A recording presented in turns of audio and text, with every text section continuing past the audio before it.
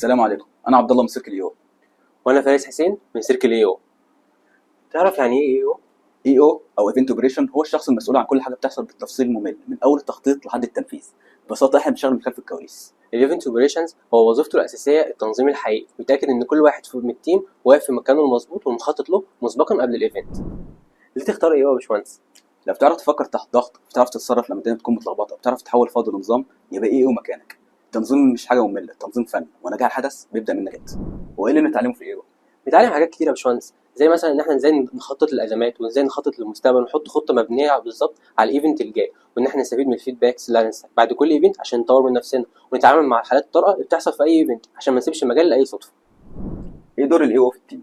دور الاو مهم في اي تيم، لان ببساطه احنا بنجمع الصوره الكبيره من شويه قطع صغيره، ونتاكد ان كل حاجه ماشيه حسب التخطيط المحطوط لها، وبنتاكد ان كل سيركل ماشيه ومتناسقه مع الثانيه، وبيتنفذوا نفس المهام المطلوبه من كل واحده فيهم. وببساطه احنا الحصان الاسود اللي شغال في الكواليس، ومش زي ما الناس فاكره ان احنا شغلنا شويه بلالين او شويه تنظيم وخلاص، لا بالعكس، في مفاجآت تانية استنوها مننا في الطريق. لو بتحب تبقى دايما في قلب الحدث وتكتسب مهارات اداره وتنظيم تفيدك بعد كده في اي مجال، يبقى قدم في سيركل اي او. وابدا رحلتك معانا.